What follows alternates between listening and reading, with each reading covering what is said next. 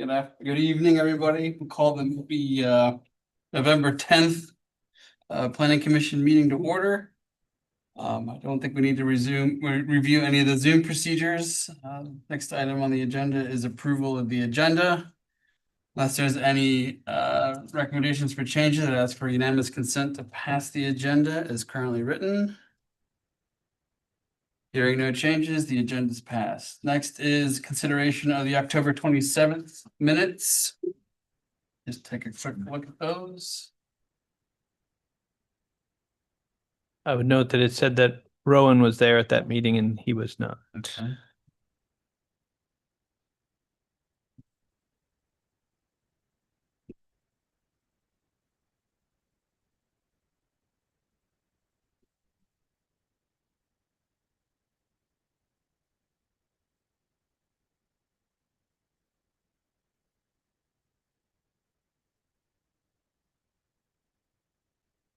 Any other corrections?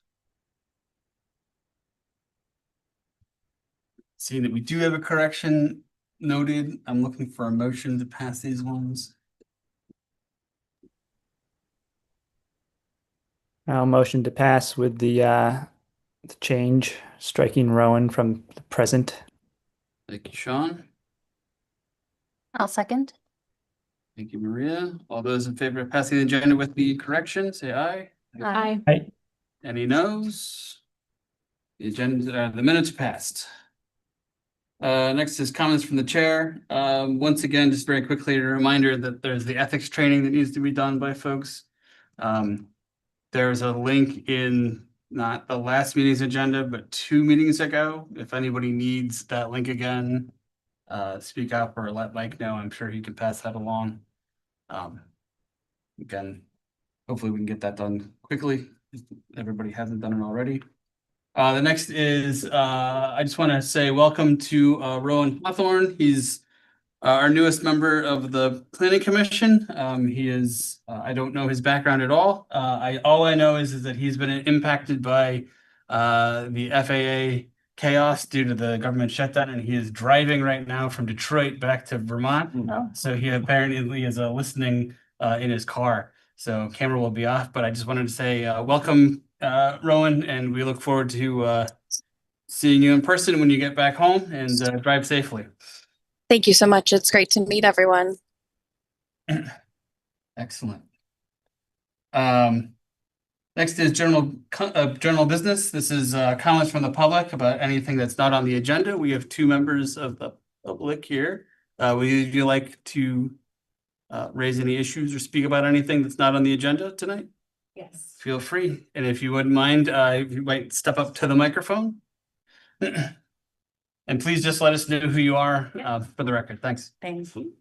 My name's Dana DiMartino. You need to know where I live? I'm assuming it's Montpelier. It is Okay, Montpelier. that's all I need to know. Oh, my. Okay, so it's a little bit of a mouthful, and you can stop me if at any point I'm off topic here, but I'm here because I've been to 3 different DRB meetings concerning the development on 0 Town Hill Road. And I have a summary of concerns I'd like to talk about. So the first one, my first concern is the exclusion of stormwater evidence. The review process for the application on 0 Town Hill Road was 8/20, submitted 8/20, and failed, in my opinion, and my neighbors' opinions, to adequately consider substantial evidence and input provided by surrounding property owners detailing pre-existing stormwater and impervious surface issues at that parcel. Sections 3008 and 3009 in that application are of concern, which is erosion control and stormwater management. The DRB passed the application without requiring further evidence into the investigation of these areas, despite direct testimony, emails, video evidence submitted by neighbors. documentation in emails and verbally to me from the DPW and detailed neighbor testimony at these meetings definitively indicates the highly impervious nature of this section of Town Hill Road, directly substantiating the need for rigorous stormwater review. Yet DPW disregarded this in the application and it just went through.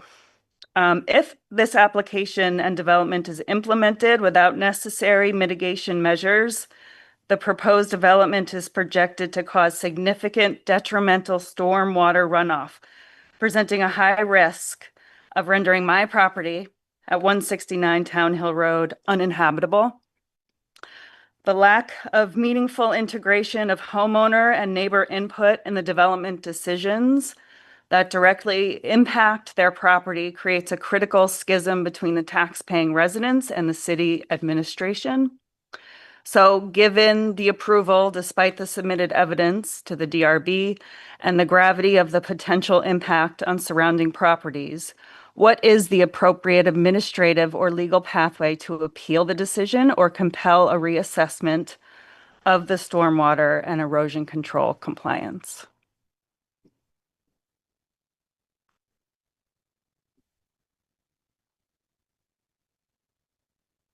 To say something real quickly, just if there's clarification needed for neighbors. So when we went to the Development Review Board meeting, we went to 3 of them, but the last one, some of the board members said to us, we said, why is this information not being considered in this decision? This just is so relevant. There's so many of us there. We have all kinds of evidence. And 2 of the board members said, well, 3 really, but 2 specifically said, we're frustrated too. We think that some of this information should be considered, but it's very narrow. Our purview is very narrow. We can only just decide in this particular case, is it legal for this developer neighbor to put this huge curb cut on Town Hill Road? That's all they consider. And I listened to Orca today, so I think that was, unless I'm mistaken, that's what I heard again in the recording. So we're here because we understand that this board is connected somehow to the Development Review Board, and you make decisions about how they work and what they can consider and what they can't consider. Is that true? Yeah. I mean, because that's why you're here.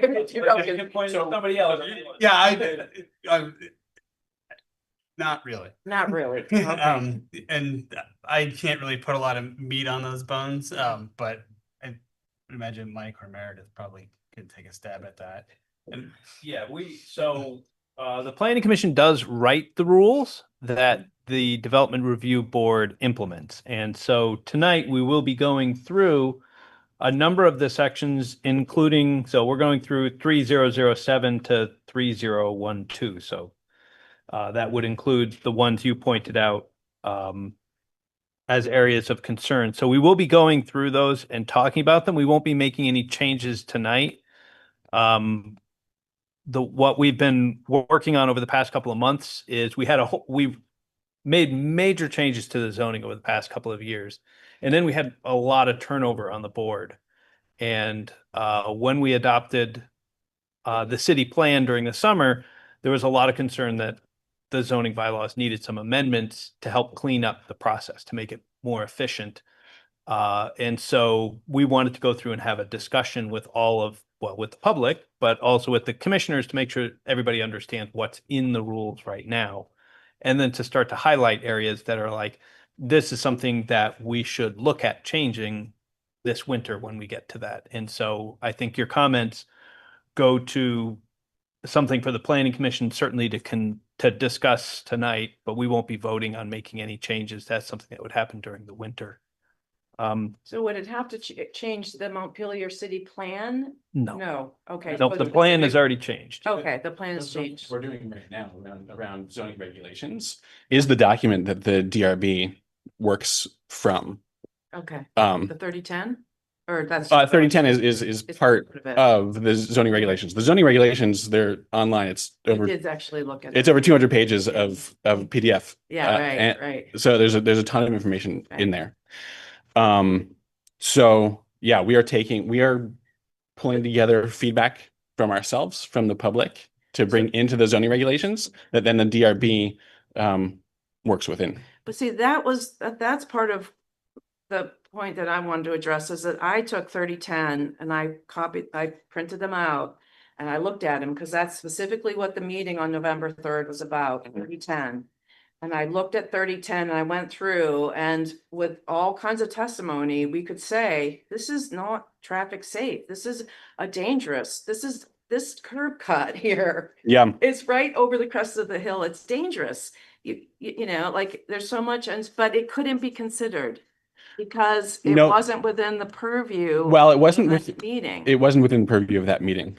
But could we even come and waste our time and talk? And if nothing we're gonna say is gonna have any, I mean, that's a little bit, you know, as a public, you Sure. know, it feels a little crappy. you Understood. know? So understood. So let me just say one thing, because I was listening in to and at some of those meetings. Oh, yeah. So what I think the zoning regulations do is it is set up by the public. We are part of the public. You all are part of the public. We are making these changes that goes into these zoning regulations. Then the DRB is working within that purview. So the work that we're doing really informs their work, in my opinion. Yeah. They are also, because of that, they are not really in a space to bring a ton of subjective opinion. They can bring, in my opinion, they can bring But see, like, that's the point, is if they said to us, okay, when we came, if they could consider that evidence, they Well- could have said, you don't have expert testimony about the travel, the traffic and all these things. But if you get that information and bring it to us, we will consider it. See, that's all we're asking. Yeah. We're just asking for our information to be presented and heard within the scope of what's being discussed. That's all we're asking for, really. We're not asking for any exceptions. Yeah, or, understood. you know. So within this space, we can always take information from the public where specific zoning regulations you would like to see changed, and that's something that we would consider. It's something that we would then work with Mike to then propose to the city council. We're not the final deciders. Right. Then city council says yay or nay. So it's a full process. So if there's specific things within zoning regulations that you want, Got them right here. I'm not saying that anything in 3010 is not reasonable. It's very reasonable. I'm just saying that we had, as you call it, subjective evidence, including videos and measurements and, you know, and photographs, and about what, I don't know, 8 people in the neighborhood, you know. So, okay, it's all subjective. It's just us, people that live right there every single day. But even if I addressed, I'm not saying that the regulations 3010, there's anything wrong with them. I think they're good. I think it lays it out clearly. But what I'm saying is that when I go and I say, well, 3010, 1, general, all proposed development, and I read it out and I say, I don't believe that what you're voting on tonight meets that criteria. And basically, it's not admissible. That's my problem, Yeah. really, is that it's not admissible. I mean, I don't understand why Yeah. we would go if we, you know what I mean, like, the really. well, the last thing I'll say is that, you know, there's the property owner, there are neighbors who are welcome to the meeting. Then in those particular meetings, there was an expert, there was an engineer Right, there, plus Department of Public Works, plus the DRB. So there is a lot of informed information being brought to those meetings, right. and then the DRB works within their bounds to make a decision. That's my understanding of the Right. process. But even the DRB guy, who, I love the DRB, Yeah. they're great, right? He even admitted, he said, you know, because of the trees, it doesn't really fit all the criteria. There's trees on either side. It's too close to my driveway. It's supposed to be set 45 feet. It's 25, you know, it's not like it all just passed like, oh, it's totally good to go. No, there were a number of things. And he said, you know, he took the measurement to whether the folks cresting the hill are gonna, you know, kill somebody, Yeah. basically. He said he did it according to you know, the Agency of Transportation. Yeah, right, yeah, right. Yeah. But he was standing at the cut where the cut's gonna be, looking up the hill. And my neighbors and I were all like, we're talking about cars. We're talking about when you're driving at least 30 miles an hour. Yeah. At least on Town Hill Road, and a car's coming cresting that drive. How much time do you have to pull out? We can tell you because we live there, No, I know. you know? So So yeah. what I'm saying is that wasn't like it was a slam dunk, everything was great. There were issues with it, but our evidence could not be considered. And if they want somebody to be a expert, okay, that's fine. We would hire experts to bring. And maybe the experts would say, no, you're wrong, but I think that's an opportunity. Yeah. And I do think for that particular meeting, those meetings, the scope was very narrow. I do think that in the future, you know, in a process that includes appeals, that there's more options to appeal. But this was just for a waiver for a curb cut. And Phil. No, And Phil, oh, yes. Oh. Yeah, and Phil, well, I think that's part of the right, but I mean, it's a lot of Phil. curb cut. So, Sure. but no, yeah, so, but, you know, those two things, right? Yeah. And then there's this one, I just figured, you know, I'm here and I should say something, and so I reviewed the meeting minutes from that meeting. And, you know, I'm not dissing the person who took the meeting notes, because I've had to do it, it's really hard work, so I'm not dissing them in any way, shape, or form, but I mean, it was misleading. I will say it's really misleading. It does not list. Once again, maybe there's certain rules about what a person's including, and they're just putting in like certain aspects, and that's within their purview, and they're given a job and they do it.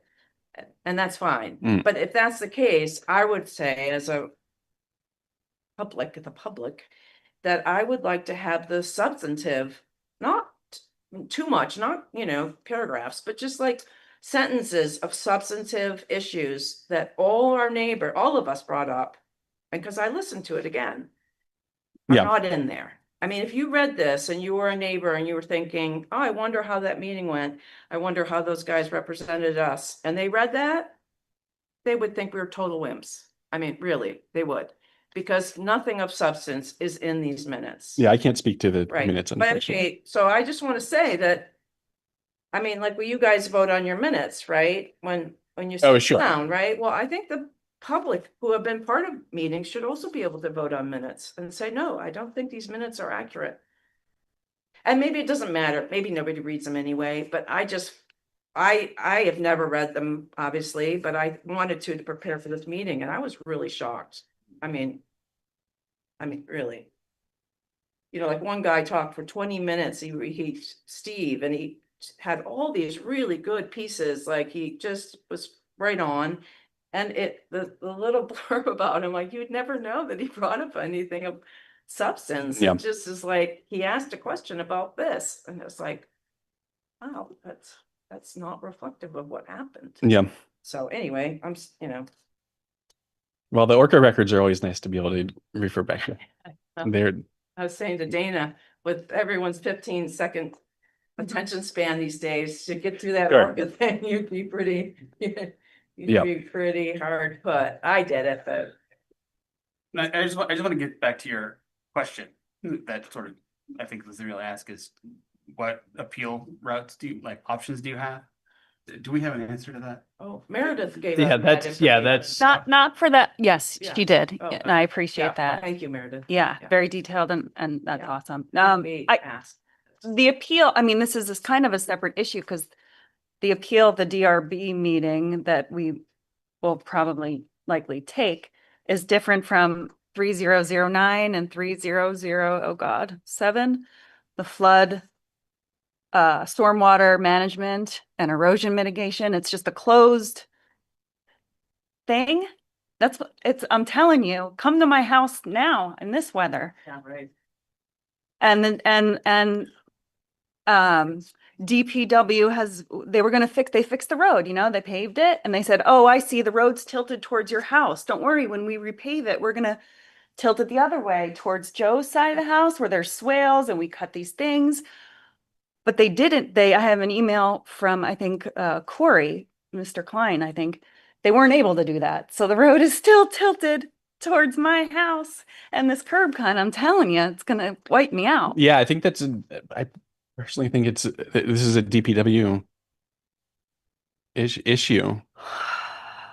No, I think what she's trying to say, I'm sorry, I keep, No, but it's okay. what Dana's trying to say is that the decision that came up with the fact that the stormwater issue was a go and there was no problem and it was signed off on. There was no public comment for that section. There was no way for her to comment or for anyone to comment. It was made preemptively. It was made, right? And Dana's trying to say, how can that be? Stormwater runoff is incredibly important in today's world. I mean, hello, 2 floods, like, of course it is, right? So how could and as neighbors, I mean, her house will be unlivable, will be totally We're unlivable. actually gonna review all, if you have time to stay, we're gonna review all those tonight. And if you see Just something, Things. yeah, I mean, that's the exact sections that we're going through tonight. And so if you Yeah. were able to stay and if you have input as to how maybe something should change, Oh, can you like make changes to say the We're not- public can, we're not making changes we're not making today. changes tonight, that's right. But you We're could make- reviewing. But you could make But- comment. Oh, okay, okay. But specific, and that's great, and I would love to, I'm learning so much about all I of know, this it's stuff. very complicated. It's very complicated and interesting, and but specific to the application for 0 Town Hill Road, it's closed for 3. There's nothing I can do. We don't have anything to do with Yeah, it. we, so yeah, I just wanna, we can't resolve anything with respect to this particular issue in front of the DR. So if something's closed, if DPW says, it's good, it met all our standards. Well, maybe It's in the good. appeal you can bring that They up. make recommendations, DRB makes recommendations to the DPW will make recommendations to the DRB on things that are relevant to the application. Yep. And DRB can overrule DPW if they choose.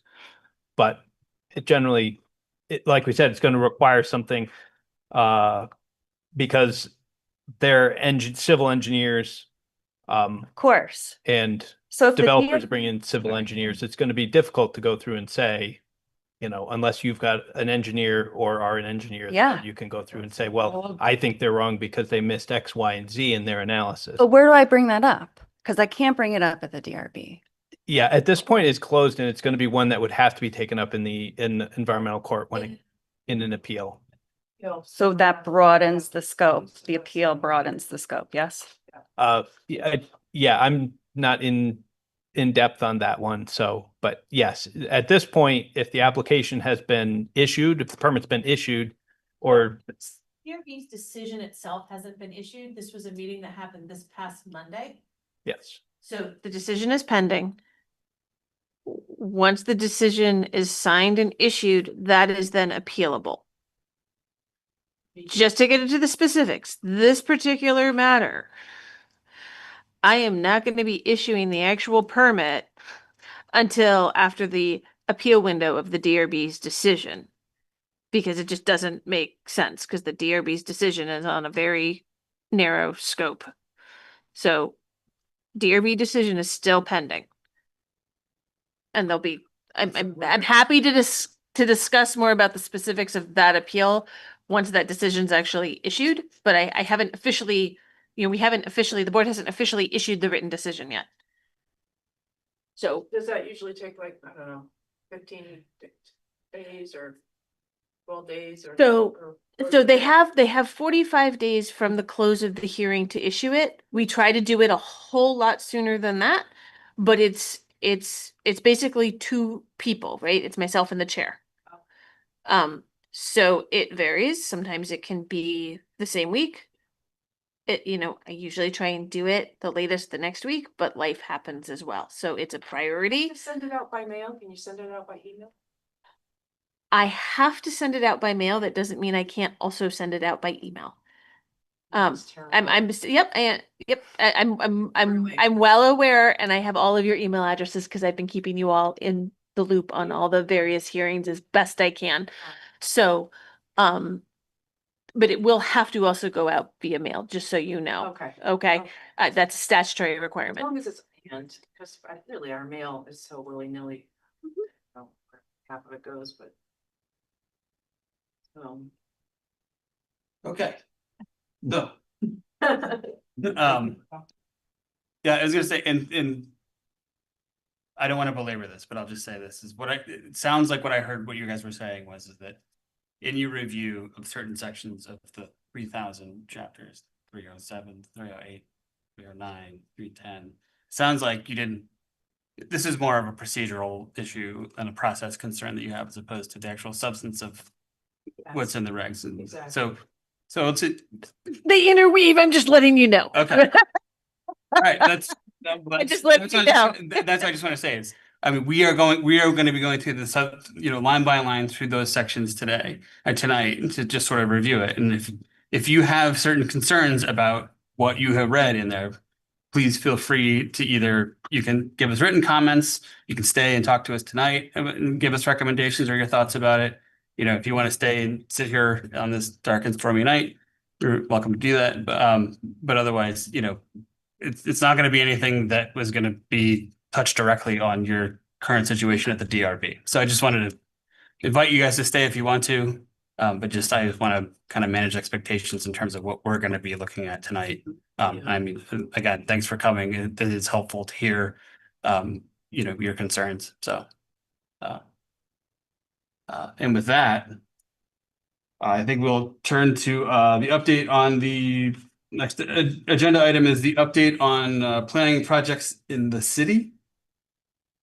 Yeah, I can keep this pretty short. So I did get to go last week to Portland and pick up our second award for Plan of the Year. So Thanks for the invite. yeah. Oh yeah, you could have gone to Portland and they could. Yeah, at least they give you like a lunch or something. Oh well, I mean it was in the middle of our annual conference, so it was 3 days in Portland. So it's not all that bad. Good. All right. That's why I didn't get to invite. Yeah. Okay. So, but it was really nice. It was good conference. So, but a lot of the other stuff, we're still City Country Club Road still the RFQ is out, request for qualifications. So we're still working through that process. So we have a number of pieces that are moving, but no big updates outside of those. So the RFQ has been issued. It's been issued. Okay. It's open until the 22nd. 22nd. Yes. Until November 22nd? Yep. So it's a relatively quick turnaround, and they're doing. I was impressed. We did have a site walk last week, and it was pretty well turned. Number of bigger companies. So it was nice to see that there are a couple of people interested. Good to hear. Is that it? That's it. All right. I was sure. Next is continue to work on the new / permanent zoning amendments. And this is a continuation of our review of chapter 3, starting with section 3007 through 3012. I guess I would just suggest that we do the same thing that we did last time, which is do a review, have Mike or Meredith walk us through a particular like a subchapter, a section, do that review, and then we can have a discussion once that review is done, just so we can kind of keep this focus as best we can and keep it moving forward. So unless anybody has any ideas for doing it differently, I'd suggest that's the way we do it. So This is inconvenient timing, but it's something I just remembered. So Peter, the email that you forwarded us from Peter about ideas that he had to share about housing policies and programs. He said he has some ideas about all the above. I'd love to have the opportunity to share with the Housing Committee and Planning Commission. So I don't know if that's resolved over email. Sorry, but this is more of the comments being general business, not about going through the section that we're going to go through. So I read what he had to say, but I don't know what the next step is. Do we invite, of course he's invited in, but do we just reply and say, yes, you can give comments in writing or coming in? Or are his comments maybe pertinent to a certain section that we're going to go through, and we could recommend he come on a certain night that coincides with a section of zoning. Yeah, I'm trying to see which specific. Yeah, this you had forwarded us on Friday. Yeah, I get a bunch. I mean, it was, yeah. And so the Atlantic article was about, Oh, Rent this was control, yeah, yeah. and then is that a stabilizing force to allow you to build affordable housing in the interim? And then he just said generically that he had a bunch of ideas. Yeah, he won't. Yeah. Yeah, about like 3 different types of, ideas that he wants to have an opportunity to share. Yeah, I mean, we can either invite him in. It seemed like a couple of them were more appropriately targeted to the housing committee, but yeah, I did read the Atlantic article. We won't get into that today, but we can. It's up to you if you want to, if there's something specific in there that ties into what we're working on, or if you want to just, we can send him an invite for. Would rent control fall under zoning? No, it wouldn't. More like a housing policy. Yeah, it would be something that would come under a different, then it would require charter changes likely. And I would probably say, again, not getting into it, generally a bad idea. Well, maybe we should reach out to him and just ask for a few more details. And then we can figure out which of those topics might be appropriate. I mean, he does have some So for like comments about 8, subdivisions of multifamily, of larger homes into multifamily units, and also ADU development. I feel like we've had those discussions, but maybe the easiest thing to do is just to respond to Peter and say, if you have any written comments, feel free to send them along, or if you want to show up at a meeting, we'll be happy to hear you. And I'm sure that Peter will do either or both. yeah. Are there any sections in our zoning that it would be most relevant for him to be there that night? Talking about subdividing large homes or ADUs? Because if not, then I think, just a general. I would like the density for lot, that kind of thing. Yeah. And I think we've already reviewed it, so maybe once we go back and start recommending changes for those sections. And then the ADU is part of the same thing as splitting up a large house, right? Yeah. Please. An ADU is a very, very specific item under Vermont state statute, where it is, you have one small accessory, truly smaller than the main home. Right, so you have, but you can only have 2 units on that parcel. One is the main home, one is the accessory dwelling unit, the ADU under state standards. Once you add a 3rd dwelling unit of any type on that parcel, suddenly there's no longer an ADU. You now have 3 dwelling units, no matter what their different sizes are.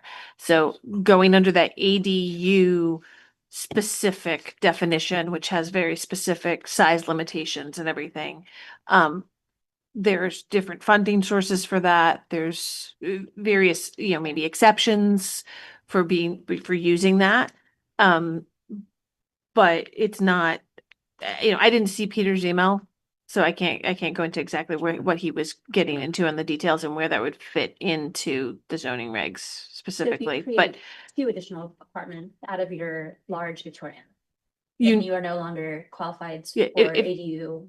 But if you have one big building and you've created within that 2 small apartments, plus you have whatever's left over as the 3rd dwelling unit, you now have 3 dwelling units on the parcel. There's no ADU anymore. It's specific to, you've created one small apartment, Right. or whether it's in the same building or another building on the parcel. Once a parcel has more than 2 dwelling units of any type, there's no longer an accessory dwelling unit on there. There's no longer an And ADU. functionally, it doesn't matter. Functionally, for our Functionally, regulations, it matter doesn't because matter. the rules, Okay. it's just do we call it an ADU because it's an ADU, which means it's 30% of the building size? But we changed our zoning that says, you still have to have one car for each one. Yeah. So at the end of the day, it doesn't really matter. It's just what name do we put on it? Did they build an ADU or did they turn their single family home into a duplex? Yeah, I was just looking at section 3104. I remember that we had there's a ADU subsection. Yeah, We we have for a while. to, I think, for people who are looking to qualify for that specific definition Sure. for the funding. Right. But otherwise, because you can have up to 6 dwelling units on any parcel served by water and sewer, irrespective of density, it effectively, when I'm approving things, it doesn't really matter. So back to Leah's point, though, I think you were just suggesting that we should. Follow up, acknowledge follow up. Yeah. Say, And suggest, hey, we're in the process of reviewing, you're welcome to any of our meetings. yeah. And also whenever the housing, are you over the housing? No. No. Is that Matt? Is that Matt? Matt's working on the housing It does committee. Matt. Maybe let him know when Matt. Strong response there, man. You understand, historically, you guys haven't seen a lot of me. I know. Well, we see all the time now. For committees is a lot for him doing on a Yeah, regular no. basis. All right. Okay. So back to our magic. I will send Peter an email. Back to section 3007. So steep slopes. So flashback before 2018, we did not, like I mentioned at the last meeting, 2018 was 2014, 2018, we added a lot of new areas of regulation that didn't exist before. So we didn't regulate wetlands or vernal pools before, now we do. Steep slopes was another one. We had no regulation of steep slopes. So people building foundations on, you can think of North Street. I think there's a lot of streets that you can go down and go and say, how do we know that up here isn't going to end up down there? We made rules that basically go through and say, if you're going to be building on these steep slopes, that we're going to want to see the foundations and see some engineering. And we're going to also look at the clearing of land on those steep slopes, but we obviously needed to have some rules. And many of you were here when we did the quick amendment to the zoning in June or July, maybe just after we adopted the city plan. We went through and said, we've got a couple of things that really need to get fixed. And, steep slopes was one. We put in a new map. We've adjusted the districts to we used to have 4 or 5 district of slope categories, and we narrowed it down to 2. So, and I just asked Meredith at the start of the meeting, before the meeting started, how is this working? It's working much, much, much better. So, Oh, good. we have simplified it, and it seems to be working a lot better. The purpose of these is really to start to look at these areas where there's slope, to make sure that building retaining walls, that they're going to be engineered correctly. So a lot of this is engineering. And I don't know if you want to have me stop at that one or go on to 8. So we were I think with the exception of Rowan, we were all here for that. Okay. In this summer, correct? Yeah. Do we feel like we need to dive back in? Okay, because it's a little. Yeah. So really the main point for anyone in the public is steep slopes is based on the map. If we've got a map, so that way how do we know if a slope is 15% or 30%? Well, we have a map and it's on our GIS system. So we pull it up, we look at the map. If it has 15% slopes, then they're going to have to meet those requirements. If it doesn't have 15% slopes, they don't have to meet those requirements. So that's the way that set works. Erosion control. So that's your rule for the slope, right? But then. I'm sorry, Oh. just like any other, there is a minute, recording secretary. And I hate to say this, Heidi, I don't think you gave your name. I Oh, know Heidi you- Joe Dore. Thank you. So if you're talking about steep slopes and this is a rule, I don't know if this is the right time. But, so you mentioned the steepness of the slope and the clearing of the land, but what about impermeable surfaces that are put Different on that sections. different section? This is just about steep slopes. Just Okay. If you have steep slopes, no matter what you're doing, if you were going to make a backyard Yep. and you were going to take all the trees off of a 30% slope, Yeah. 35% slope, there are going to be rules to that we have to look at simply because it's a steep slope. And a driveway or a road or something would fall under that same category. Yeah, it's very, very rare for a driveway to be 15%. That would be really, really steep. Would it? Yeah.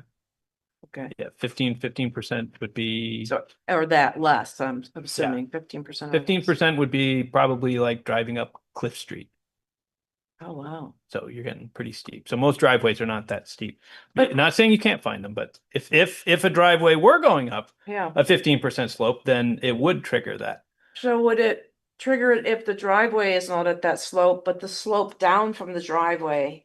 It's got to be, first of all, it has to trigger that. It has to be on the map. If the map is not, and I believe at this property, the slope was not that was not in that mapped It slope wasn't, area. actually, you're right, it was outside the map, It- right? So then, yeah, so then there's no regulations for the sloping in that area because it's not on the map? Yes, because of the steep slopes. That's what we, It's not specifically for that area, that location. This is citywide. Yeah. And the data that we're using Yeah. is from the state. And what it's doing currently, the current data set that we're using is finding large areas of very steep slopes. So if you go behind the college towards Sabins Pasture, for instance, Simply, yeah, what I was at Blanchard Brook that's there. oh, That whole area is on our steep slopes map. Like it's very, very, very steep. I see, So minimal areas of steep slope that happen to be on someone's property yeah. You wouldn't have a- aren't caught by that. But would a neighbor be able to utilize that if they felt that the slope going No. down from, no, they Not can't do in that? terms of these zoning regulations, no. I see. So if it's affecting a neighbor, like in this case, right, Dana's house, right? She can't say, oh, that's a 15.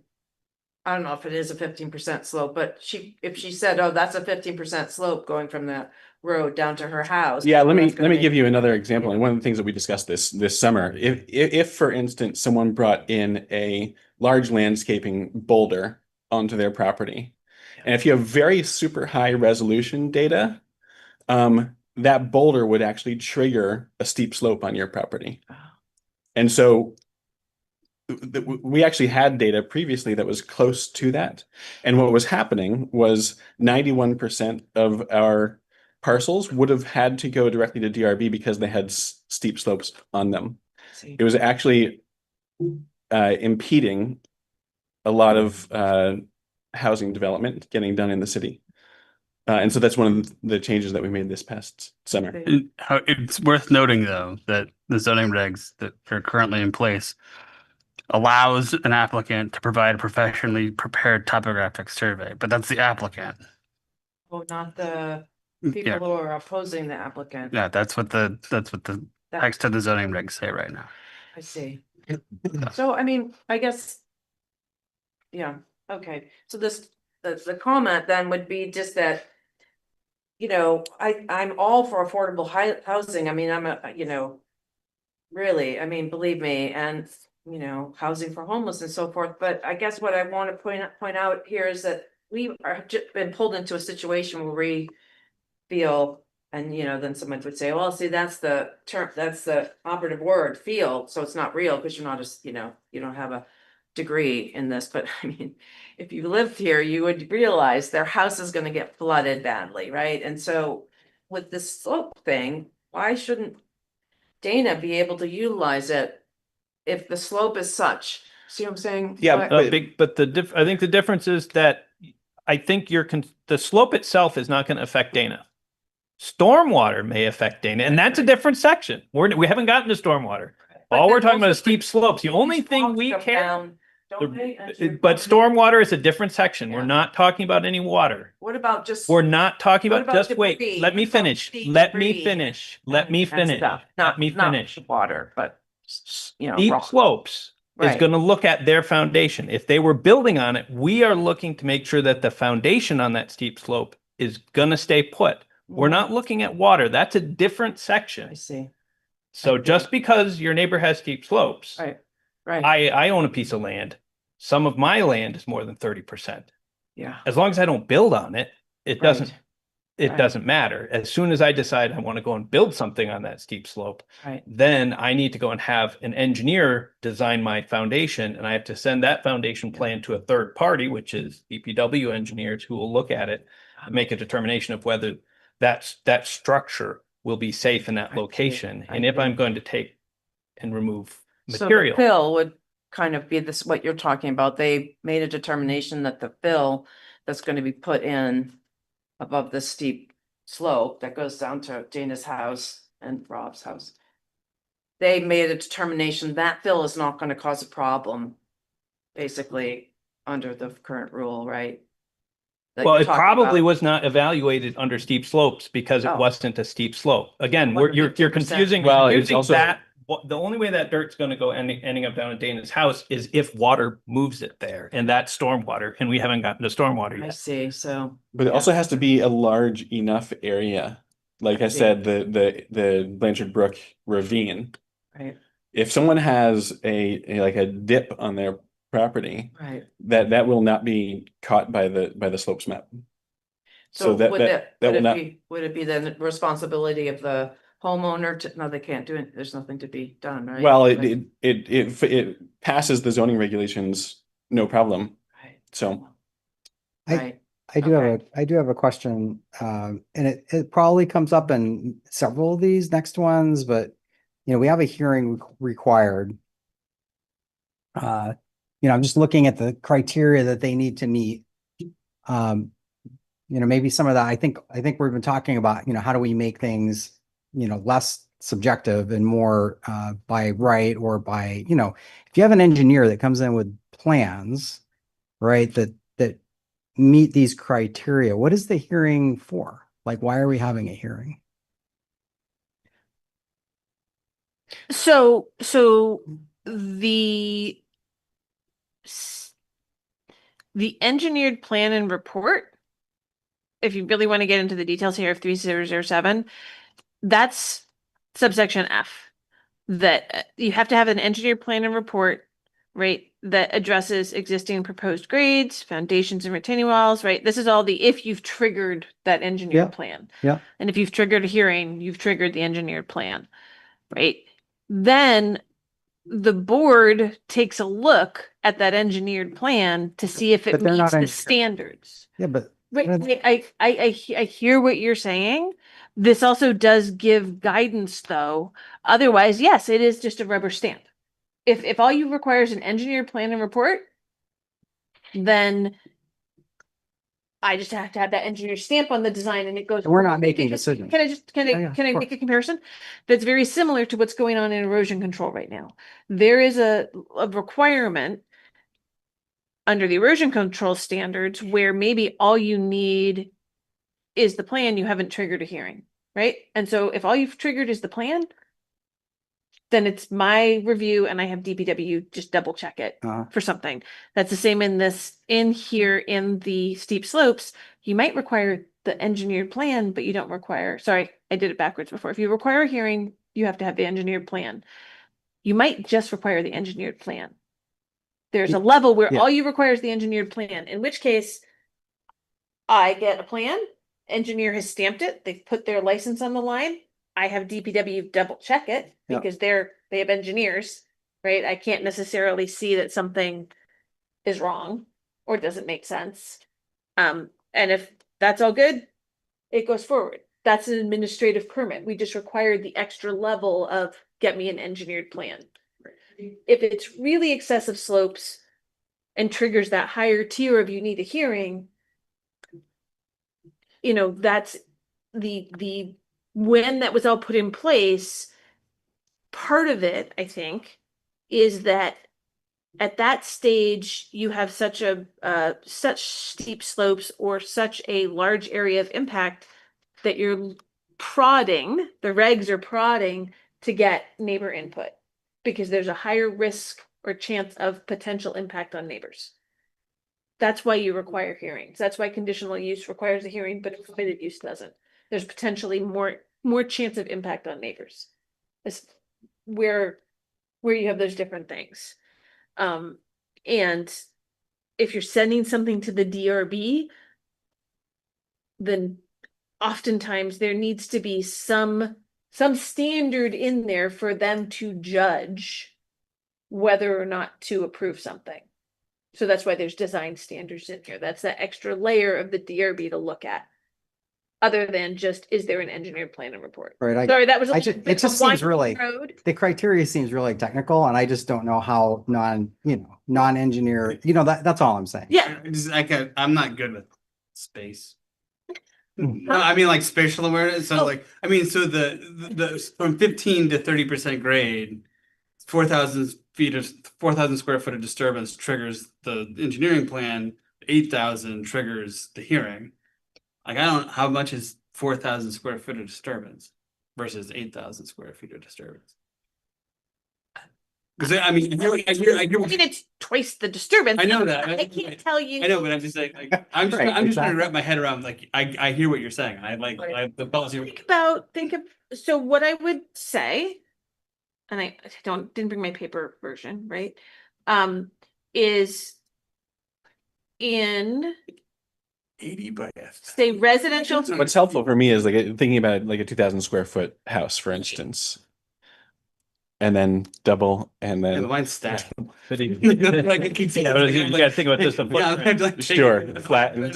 Thing, if you think of, if you were in your neighborhood, you could start thinking about the size. What is the size of the parcels that are in some of these neighborhoods? So 8,000 square feet is 0.18 acres.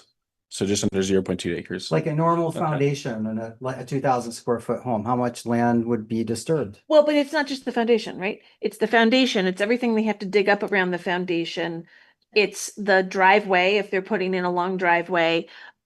If it's outside of the downtown, if it's where they're putting in private septic, it's that private septic space.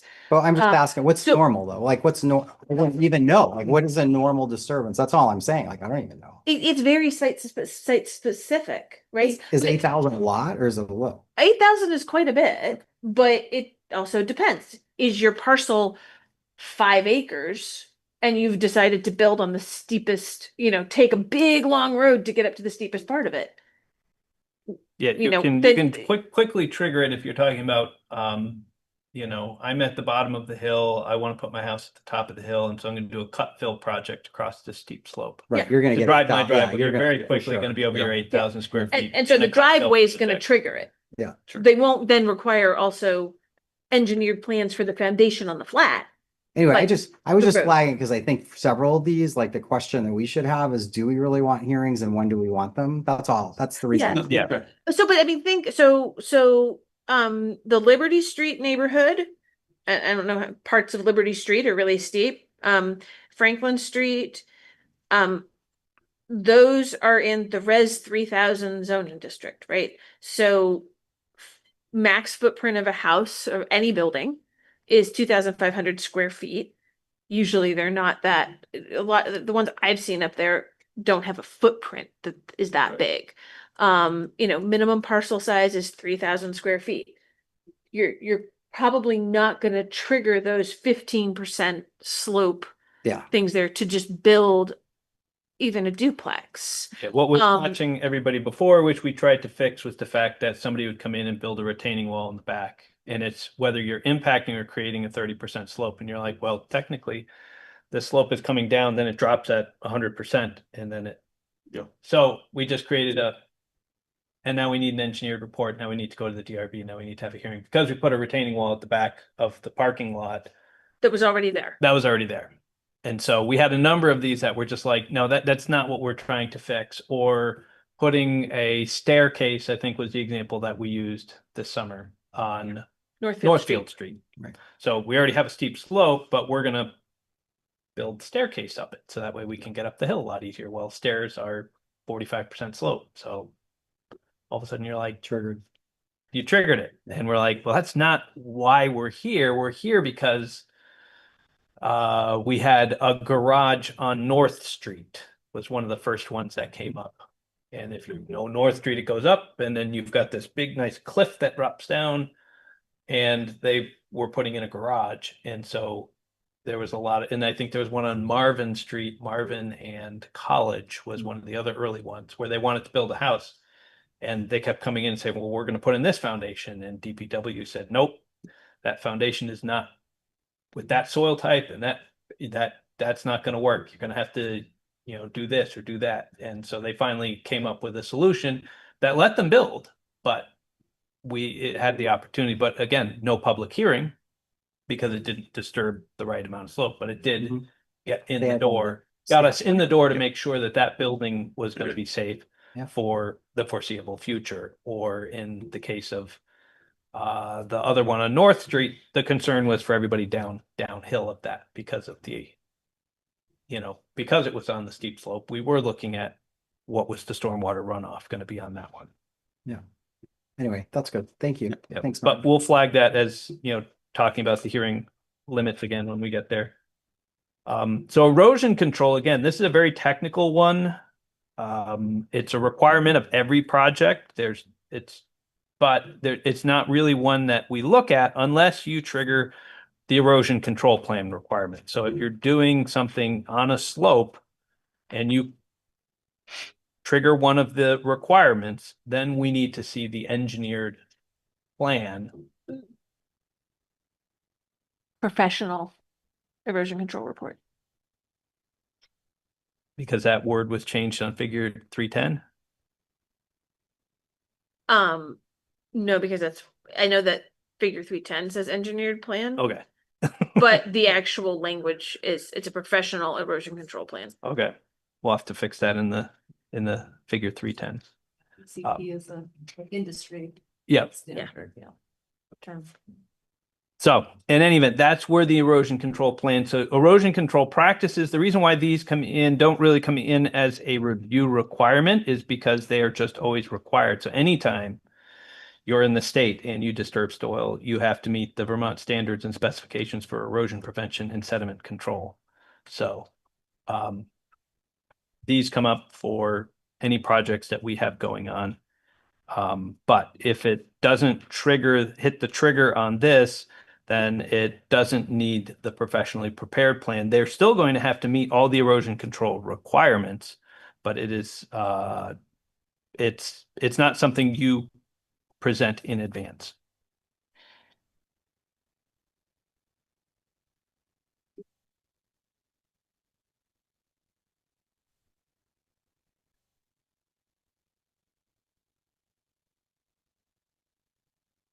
And then So there's no hearing on this at all. This is just no, there is no hearing on these. No, No. for the erosion control. Nope, there's just the erosion control plan would have the professional plan Yeah. Okay. or not. And typically, if you've triggered hearing for steep slopes, you're gonna have triggered the erosion control plan requirement as well. Yeah, it'll be. And so both of those end up being reviewed by the board because they're interrelated. Yeah.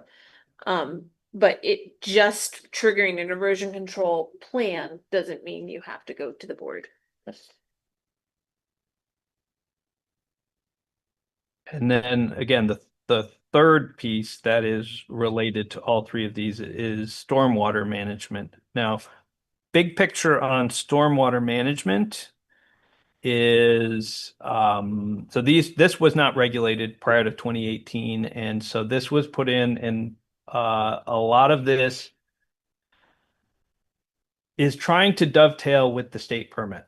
So there is a state stormwater discharge permit which regulates, it's either a half acre or it's 20,000 square feet. I can never remember which one they put it at, but needless to say, that size of impervious doesn't come up very often unless you're in the downtown or you're building big parking lots. So you're talking about quarter or a half acre of parking lot.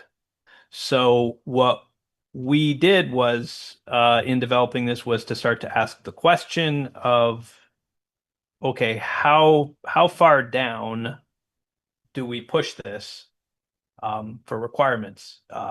Single family homes, do they need stormwater management plans for every home? And where our conversation came out, well, first one is under the requirements. If a developer gets a state stormwater plan, then they're done. We don't review their reviews. So if you need a state water permit and you get one, then that's compliance. If you're within a combined sewer area, then it is development up more than 5,000 square feet in total impervious, and outside it's 10,000.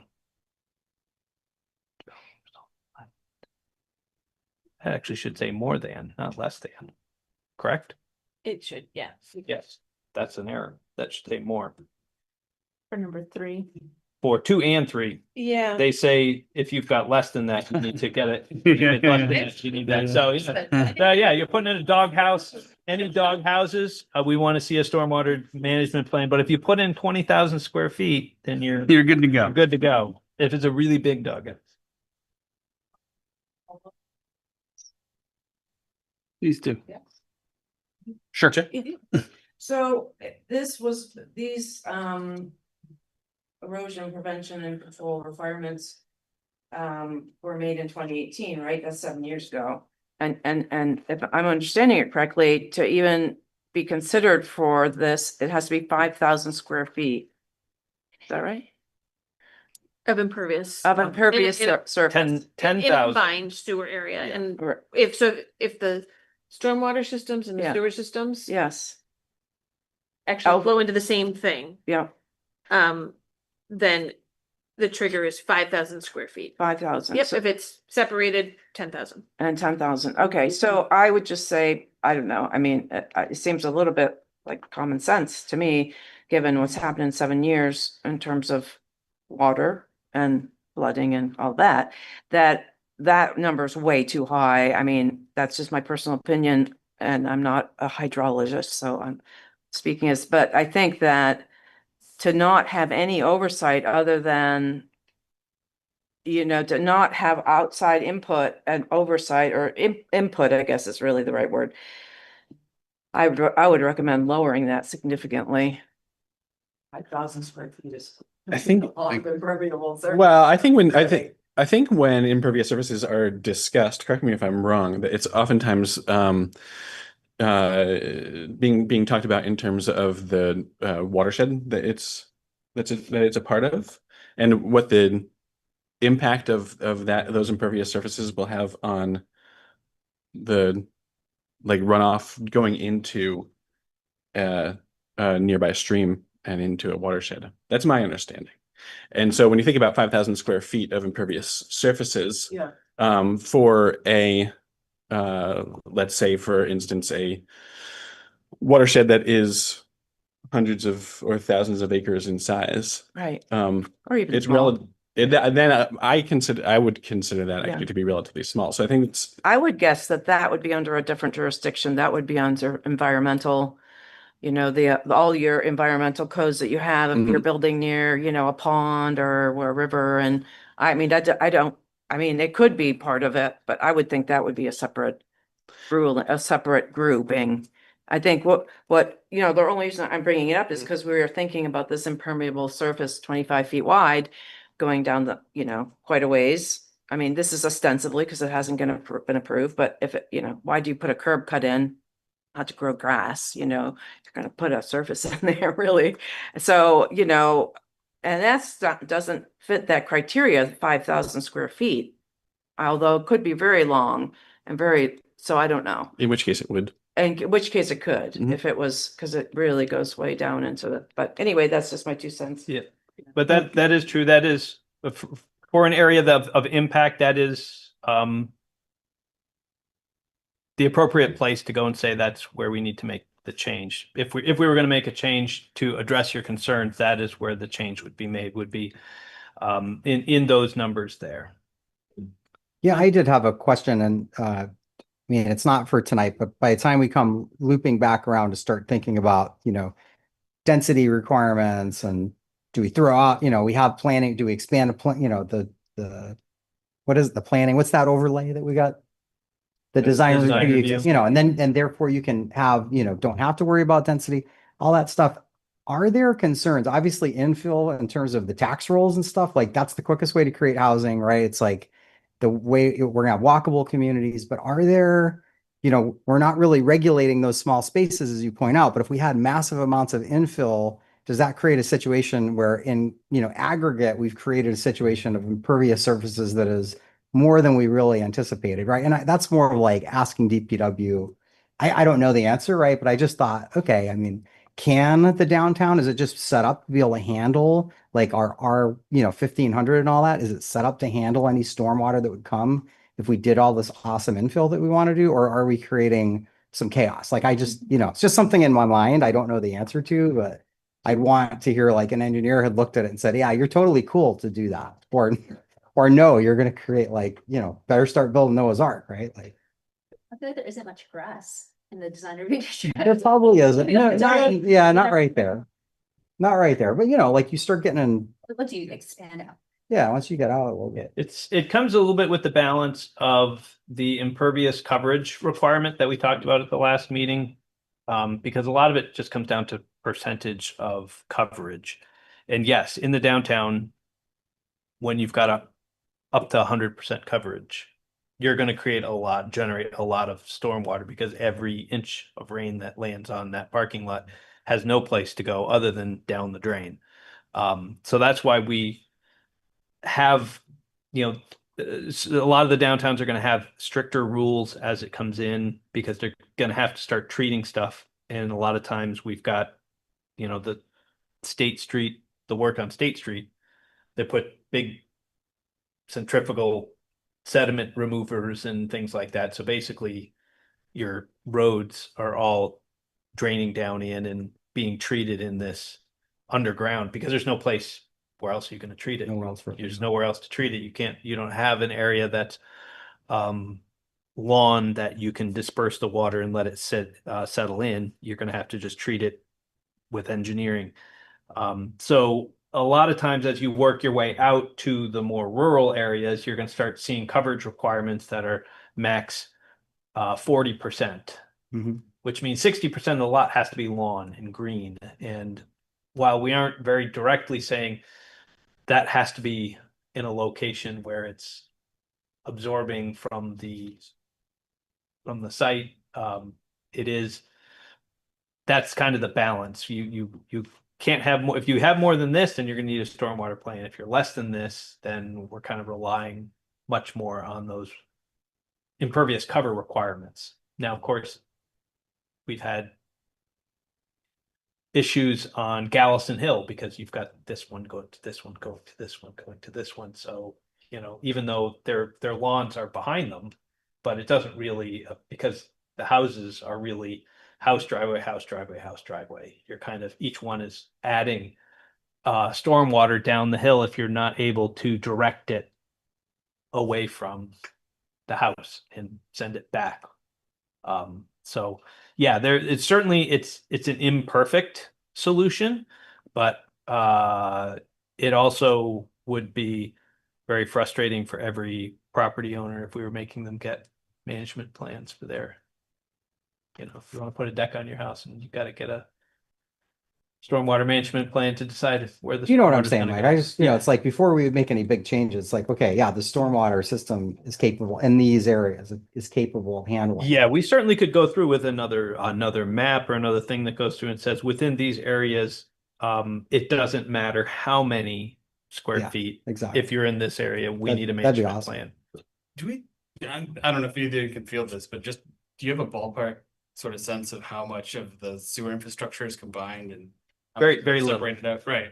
It's So mostly it's like- separated. Yeah, it It's was, just really the downtown core at this point. and even that, it's not a lot. It used to be quite a lot, because for a long time they were, during the 20th century, they were like, combine them, combine them, combine them. Right. Because then the treatment plant would be treating the stormwater. And then you have overflows all the time because it gets, too much capacity for the plant. So then they said, no, no, no, we changed our mind, separate them all out, separate them all out, separate them all out. So now we've been spending, the better part of 25 years separating them back out. So I think we're down to 7 or 8. East State Street is one of the last ones. The ones that are left are really big.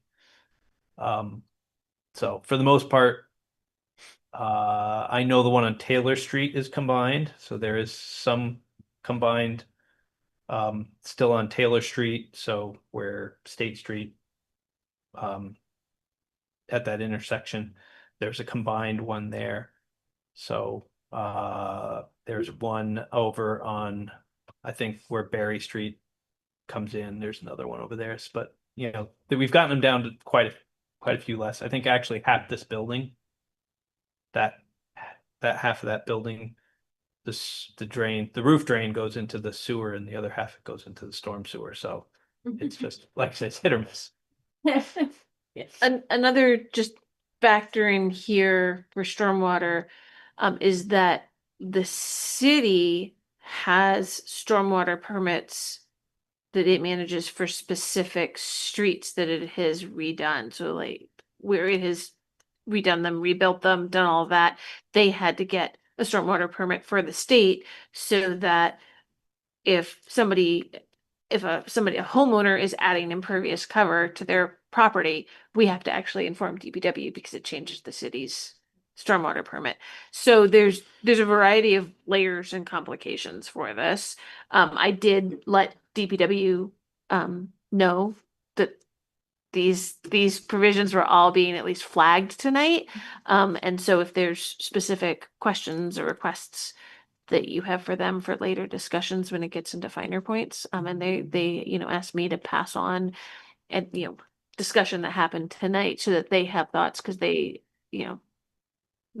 they know that there's places to work on in various provisions that are going to be discussed tonight, including the stormwater. I mean, there was a few years ago before the flood, there was talk about a stormwater utility, and that they just didn't end up having, I think, the staff to deal with that. But there have been discussions over the last several years about making changes to this provision in particular, if that stormwater utility ever came into being, to make sure that they synchronized, and it would be different than what's in here now. At least that's what DPW would recommend at that point. So for 3009 and 3008, 3009, there's nothing triggers a hearing for it. It's all done by DPW advising the DRB. Advising either the zoning administrator, right? Or if it goes to a hearing, then it's the DRB. Unless somebody says, hey, I really want to still do this, but I don't meet the standards, then I send them up to the DRB. But usually if something like that is triggered, you're going to either trigger steep slopes or you're going to have been adding so much impervious surface that you hit major site plan. So the whole thing goes to the DRB anyway. Okay. So advising zoning administrator, when you're going through the permitting process. Yeah. Yeah. And I'm sorry, I should know that. Just broad brushstroke, what triggers major site plan again?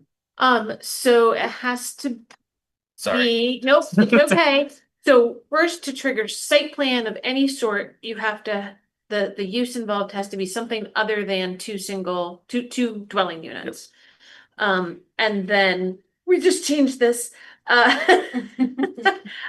It's more than to get to major site plan that automatically requires DRB approval. It's more than 6 dwelling units, right? Is what we just changed that to in July. And because it is an and now, or it could be more than 8,000 square feet of congregate living, and construction of a new principal dwelling, or major renovation of an existing principal building, sorry, not principal building, not principal dwelling. Construction of more than 10 new parking spaces. Construction basically of a really large accessory structure. A large addition to an existing building, or cumulative net of more than 2,000 square feet of new impervious surface. Where are you looking right now? It's section 3201B. Thank you. Yep. That's how you determine minor or major site plan. Thanks. Minor is administrative review, major is development review. So Can I ask a, sorry, clarifying question? So the steep, whatever it's called, Steep slopes. yes, section, and the erosion section, if those aren't triggered, then the stormwater management is not triggered then either. stormwater management is looking to trigger that review. Yeah. You look really only at how much impervious surface is being added to the parcel that's getting the permit, Regardless of the slope. regardless of the slopes. Mhm. So a flat parcel that's adding 5,000 square feet or more or more than 5,000 square feet of impervious surface is gonna require a stormwater management plan if it's in the combined sewer overflow area. And outside of that, it would be 10,000 square feet of Yeah. impervious. More than 10,000 square feet. Yep. Yeah. Okay, I have to digest this on my own time. Those are a lot of numbers. Yeah. So if I understand correctly, then, so in the situation that we are all addressing, it's regarding a curb cut and fill. Okay, that's all we can ever talk about. We don't know anything else. So we're all in the dark. Does it mean, and it's 25 feet wide, so we know it's, wide, like a road. But because the driveway or the road or whatever is gonna be put in with this curb cut, like I said, he's not doing it to plant flowers, that isn't triggering anything because we can't talk about that. We can't talk about the size of the development. We can't talk about whether it's gonna be a road, and it's clearly gonna be a road. And so the impermeable surface situations, that's not triggering anything. And so people like my neighbor don't even get to come and weigh in on it. Yes, of course, if you have a house and you want to put, you want to do something onto your property that's not affecting anybody, it's just whatever. I'm a homeowner. I don't want somebody telling me that can't make my driveway a little bigger, whatever. Right. I get it. But I mean, if you're talking a development, okay, we're not talking development, we're just talking a curb cut, but basically, right, a 24-foot curb, it's a development, he's gonna put a big development down there. Do we need housing? Yes, we do. But the curb cut isn't, we can only talk about that, and none of our input made any difference. It seems silly to me. It's like, aren't we people talking about our neighborhoods? Why can't we know what's going on? Why can't we vote on and present stuff on nothing but a curb cut? It makes and then our input isn't even taken because it's a legal issue. Can he put a curb cut on his property? Yes. They stamp it and it goes along its way.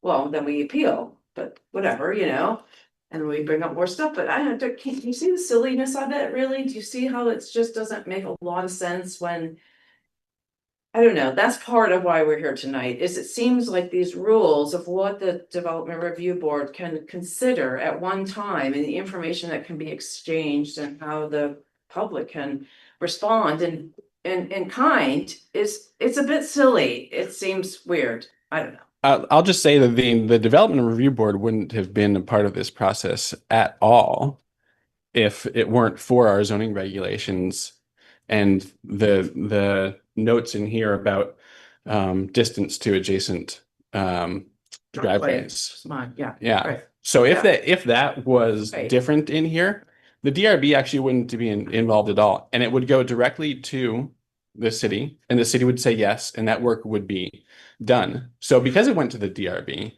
you all have had an opportunity to come in and talk about the process. It wouldn't have happened at all, which Weird. is I don't know if that's weird. I think that's debatable whether or not that's weird. Well, think about you. If you're in a neighborhood. I think with about a lot of- my house in my neighborhood all the time.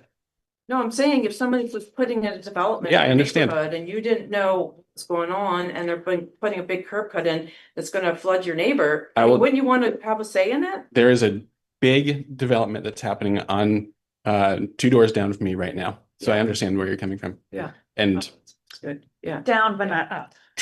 Oh, yeah, you're not gonna flood. Like this hopefully. water's coming. yeah, understand. Yeah. So anyway, I just think that the system, you know, is, Loopholes. well, it's supposed to be so community inclusive, and that's what the city stands for. And I've Yes. lived in the city for a long There- time, over 20 years, and so I. So, and the believe in DRB it. has been a Yeah, inclusive process. no, because we. There have been Well, meetings they about let this us one come and property. speak, of course, and Meredith has been great, but it's not like what we say and the videos and everything that we present don't have a effect on anything, really. Let me just say one more thing, and then I think we should move on. They came with an engineer with decades of experience, Hmm. and Department of Public Works also signed off on this. And there was a permit that was issued by our city. And so with all of that, that was the package Right. that the DRB had to review and receive public input.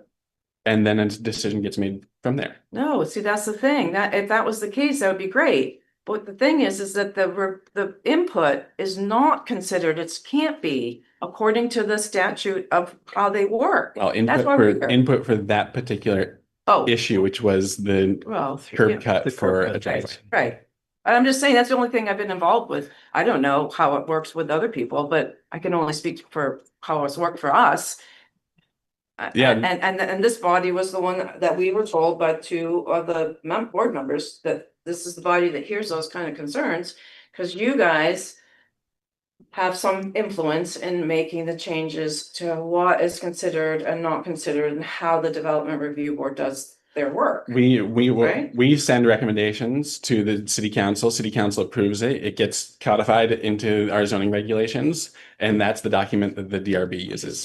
I see. So Okay. when we were talking about earlier, the numbers 5,000, 10,000, Right. those are the types of numbers that Right. we can suggest changes to. Okay, that's good. But can you suggest changes to the process? Like, can you say that a warrant, do you call a warning or like a meeting? Oh, or that's outside of our. whatever, well, the meetings that where we can participate are triggered by certain events, but they're not triggered by other events. And I'm just wondering, is this body responsible for recommending to the city council that you know, the people that live here shouldn't be kept out of these decisions, that they're just made pro forma? That is actually the process that you all have been going through, I would suggest. Well, that's not what the development review board members told us. They said, we don't have any choice. We just have to do this. We It can't. was the specific nature of the application that came there. That particular application was about the driveway spacing. And Yeah, the therefore, curb cut or whatever. the Yeah, curb the cut curb- right. and the spacing. Right. And at the end of the day, Yes. it's like, well, what about this? It's not about that. It's about the curb cut spacing, because that's the only piece that's come Right. here for consideration by the Right. DRB. And we did. Because We did if adhere when to he that. develops the site, there's going to be. Oh, that's a different thing. Yeah, right. He's No, gonna have a new exactly. permit, and then you're gonna have a whole new set of Oh, right. where we'll be able to Right. talk about. No, we Does did. he I trigger- think we did know that because when I listening to Orca, Steve, who spoke, he said, I know I'm not supposed to talk about stormwater, and neither did, you know. But we addressed specifically the 3010, which was what the meeting was about, and we brought up issues with 3010, but the thing is that we didn't have engineer or you know, a specialist, a traffic specialist doing it. So it was just us, right? Yeah. Right. So if we had known that though, I mean, and so it wasn't really, I think the part that's frustrating is that this one new board member said to the others, am I correct in assuming that I'm really only making a decision tonight? I have to basically approve this because it's legal. This guy can legally get this curb cut on his property, it's his property and so forth. And we're not really talking about anything other than that's the outcome. And they said yes. That's what the They premise said is. yes. And the board, the DRB gets this a lot from other things. Projects will come through and people will say, but what about the traffic? It's not relevant. We've got these rules. Traffic only applies in subdivisions and in conditional use. This isn't a subdivision. This isn't a conditional use. We can't talk about traffic. But what about the traffic? We can't talk about the traffic. The traffic is not relevant. The meeting said specifically that it was about 3010, which is traffic, which is. No, that's vehicle access and circulation. That's about the Yeah. function of a curb cut. How wide is it in order to get vehicles in and out safely? Certain commercial ones would need to be wider because they'll have two-way traffic. Certain ones are narrower Right. because they're only for up to a certain size. And so, Yeah, it said that it's has to be designed with adequate access and circulation to prevent traffic congestion on the street and traffic conflicts, including service vehicles, so on and so forth. That was one of the things Yeah, we showed like that.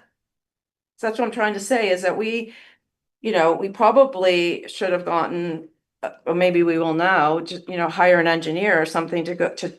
And it could be we're wrong. We could be that our experience there, living there all these years, is completely wrong, meaning that people don't go zooming over that hill. People are always, I mean, I don't know. Or, that in the winter they're spinning their tires because it's so steep they can't get up that one. I mean, I don't know. All I can tell you is that this is our experience. And I think that it is true. You don't want to be onerous and have like a billion meetings and have every single thing have to have a review.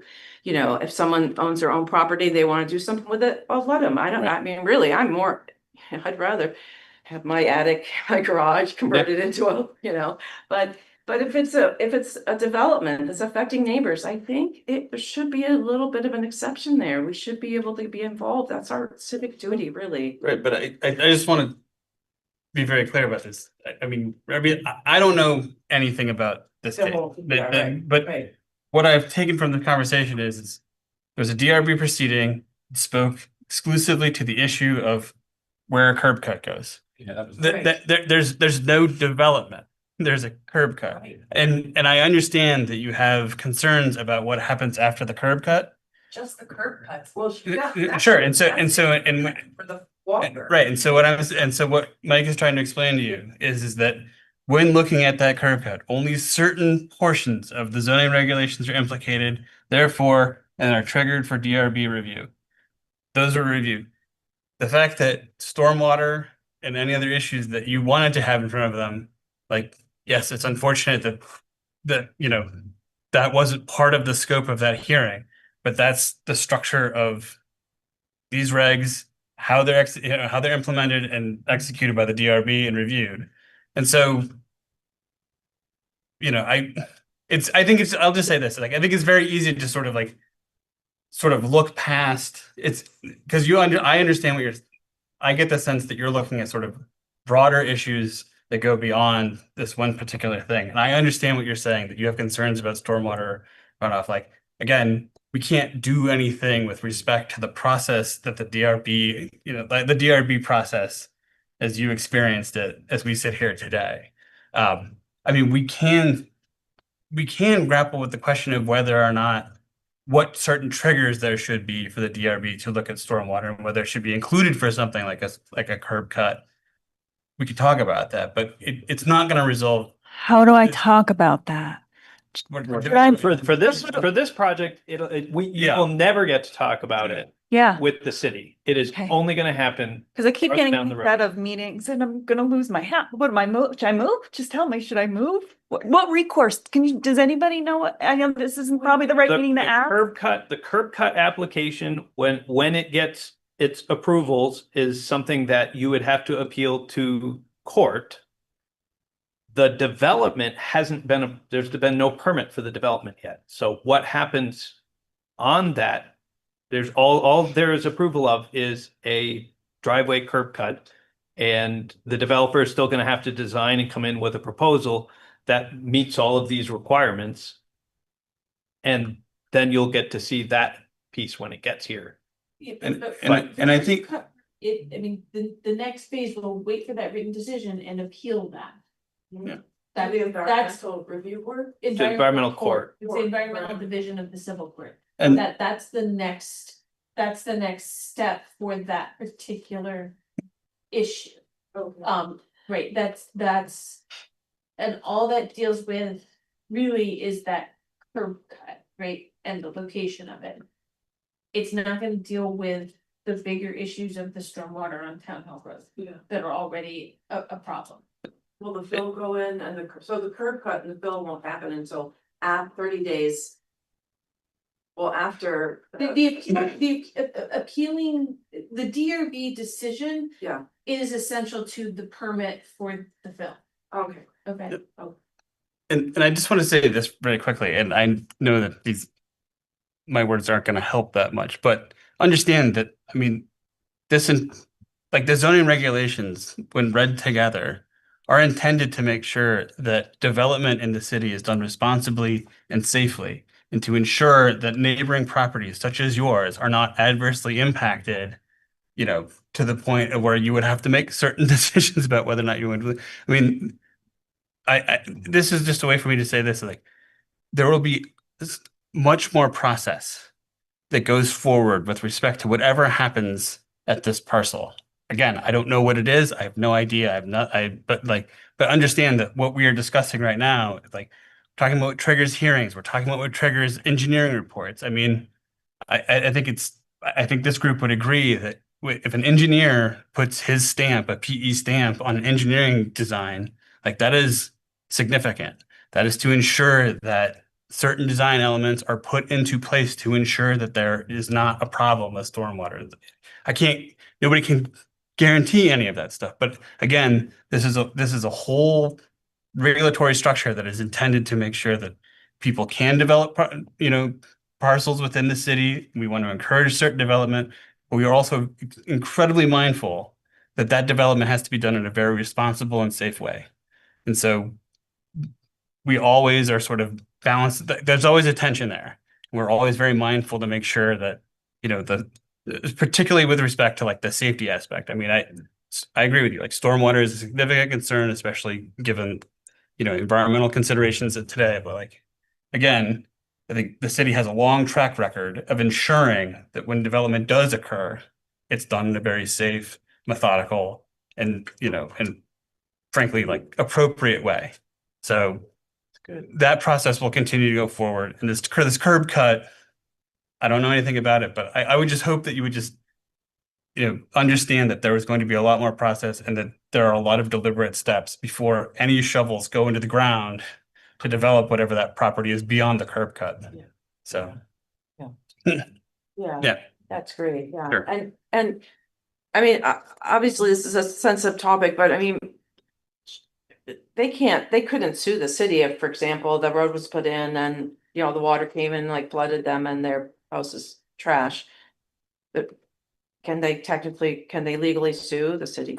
I'm not an Does attorney anybody for know? the city. Nobody would say. I mean, I mean, you probably could. People, I mean, Sue for just. you could sue for anything, whether you Whether win they'll or put not one up. is another question. But I mean, Well, I'm not sue, saying you people want sue. to, but it's just that, like, these guys, they're like me, they don't really know.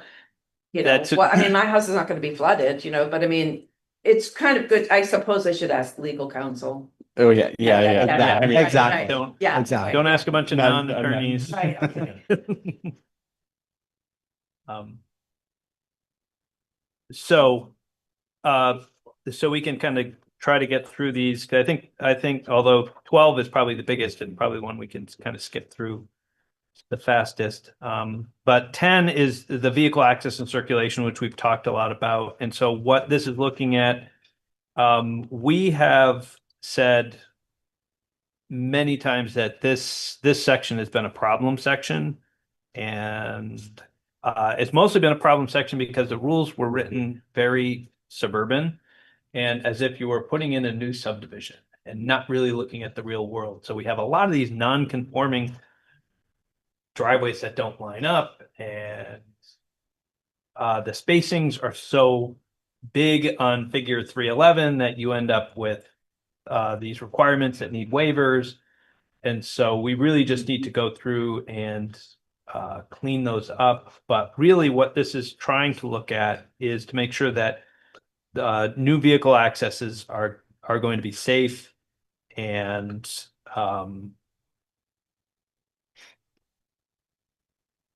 yeah, I mean, really, it's just to make sure they're gonna primarily be safe. And so we're looking at a lot of things like cross access,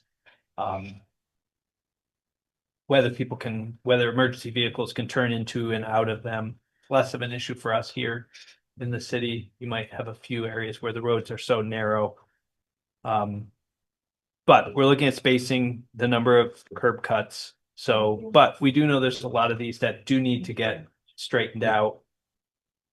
Can I just throw out there's a lot of mays that DRB may do these things without a lot of guidance.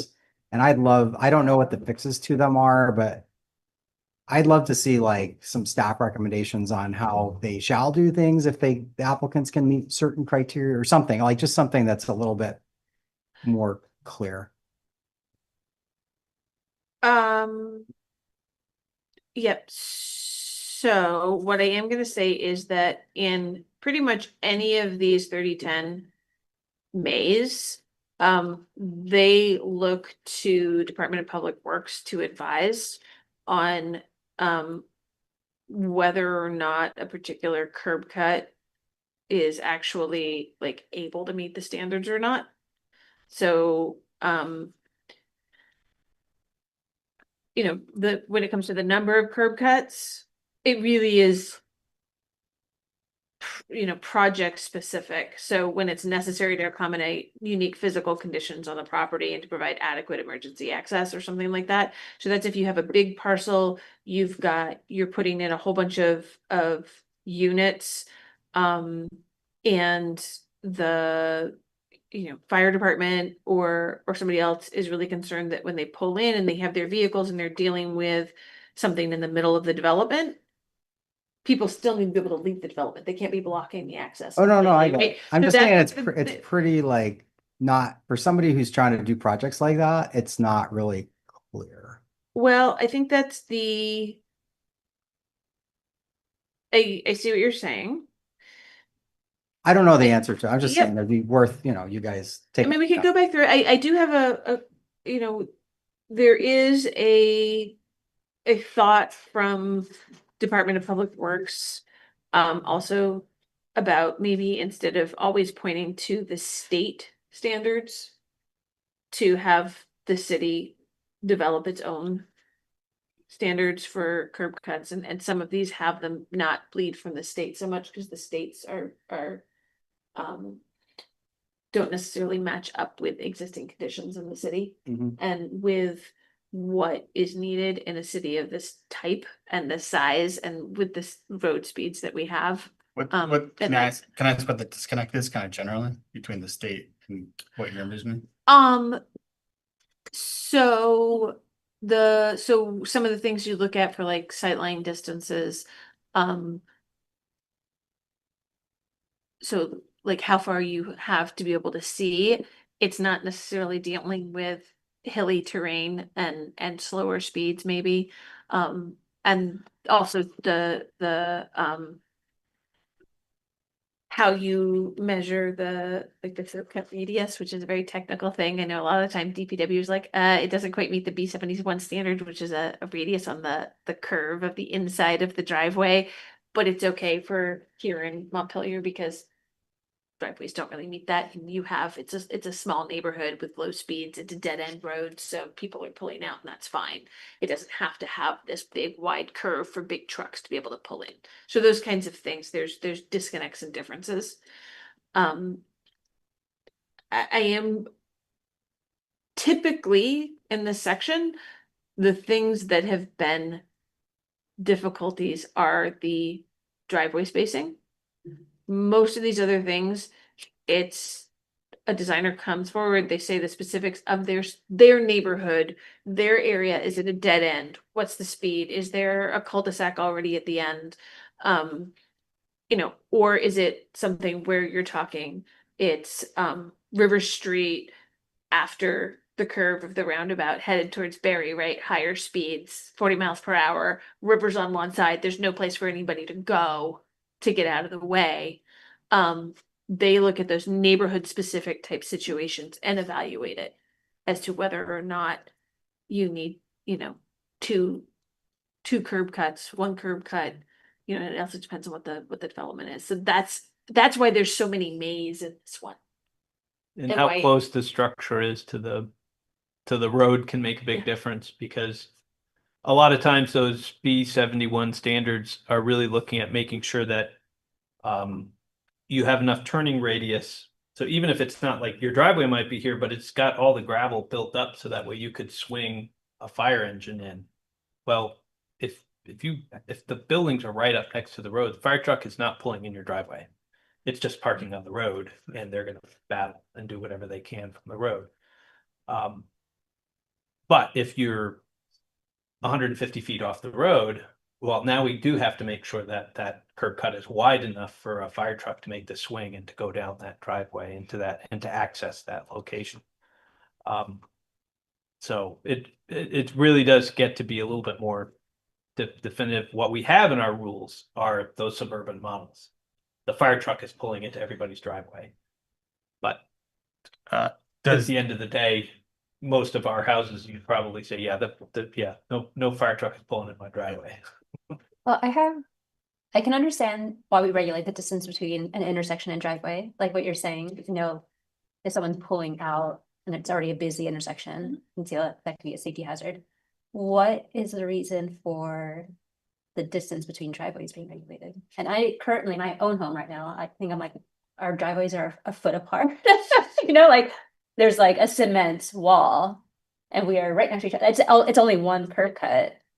So Yeah, and it works fine. So in some places that'll work just fine. And what they might consider that is a shared driveway with one curb cut, and you just have two sort of lanes coming out of it. But in other places, they want that distance and that spacing, especially if you're talking a higher speed road, so that people can see each other. And if they're both trying to get out at the same time, right, they can alternate who's going, even if they're going opposite directions or same direction, as well as being able to time it with traffic coming on the road at the same time. If they're across from each other, sometimes you want them directly across from each other, because then they can see each other and they know another car is also trying to get out on the road. Or sometimes they want them a little bit apart from each other so that both of them can pull out and go opposite directions without a lot of issue, while also seeing each other and making sure they don't. There's a whole lot to the science. I don't know it. All these are things that have come up in discussion. It's like the urban center one is a 30-foot minimum. Oh yeah, I mean that's one of those ones that doesn't make any sense. Building. That's downtown. And a lot of these don't even have curb cuts, and you see one. There is no curb cut. Right. It's all parking on the street. So yeah, some of those spacing distances, that would be they just don't make any sense whatsoever. I mean, is there a rationale to not have a minimum and just kind of like have the DRB just approve? What the Based on minimum, like that staggering Right. versus like head on. Yeah. the minimum, let's. All of them are going to go to the DRB. So first of all, Okay. only certain projects will go to the DRB. Yeah. Not all of them. Some of them are going to be administrative. But yes, there are a number of these that we could probably get rid of because the traffic on the road is so slow and the traffic is so minimal that it really doesn't matter if your driveways line up. If you're up on Cliff Street, I mean, are you really worried about the traffic and the timing of who gets the turnout of the driveway first when there's I don't know, that's a sketchy street. I mean, like, have you ever pulled out of a driveway on Cliff Street? Like, this is like the older construction of Montpelier, which is all very kind of like higgledy-piggledy. Like and you go slow because it's higgledy-piggledy. Like, that this is a sketchy situation. I mean, like, you need to be looking out for headlights. Wait, so you have a minimum spacing standard in those neighborhoods where you want me to be able to approve a driveway that meets that minimum standard for a new driveway or a widened, right? If somebody's trying to widen their curb cut and it's getting too close to another existing driveway, I have to send it to the DRB. So UC1 might be a zoning district where you say, there's no minimum spacing from other driveways. There is a minimum spacing from a road for new driveways or if you're expanding. a It sounds curb like you cut, have some right? good ideas on maybe how to work on this. Yeah. Oh, yeah, Well, what the actual numbers are, I don't know, but I mean, this is, we know this has been an issue. It just hasn't been the high priority for making revisions to over the last few years. Right now, I think it is the time to move forward and get DPW input and Yeah, that's what I was gonna Yeah. ask, cause like, Right. if there's a want on behalf of the city, whether it's DPW and you guys, Yeah. like, is there capacity to do it? When we kind of do this larger review or? oh, Yeah. I mean, this is, yeah. the they've been plan- made aware of the They've been, stuff. yeah, they've been pulled, they know about 3010 and 309, 308, that these are all things Sure. that are up for discussion. Yeah. And 3010 is definitely one that's in the list of, we want to make the revisions. Capacity to make the changes while you're still doing the other stuff. We'll see how we No, I can just- work it in. No, I just, this all sounds good, just, I But, mean, if, yeah, this seems like a, a good place to just say like, look, let's just. Oh, it's on our list of, Yeah. we're gonna propose it, but we also, need to discuss with you and get your thoughts. That sounds great. I wanted to jump in just briefly and say thank you for working on this. And I think it's clearly an issue that needs to be, that there are challenges with at the moment. I've been looking around at other zoning regulations and for instance, like, I don't think South Burlington, Williston have, I don't think there's any minimum for driveway separation. So in my opinion, therefore, 45 feet feels like a lot. And I will add to that by saying in our regulations, it's what we're picturing, what I'm picturing, I'll speak for myself, typically is driveway separated adjacent to each other. So 45 feet up from a driveway and 45 feet down from a driveway.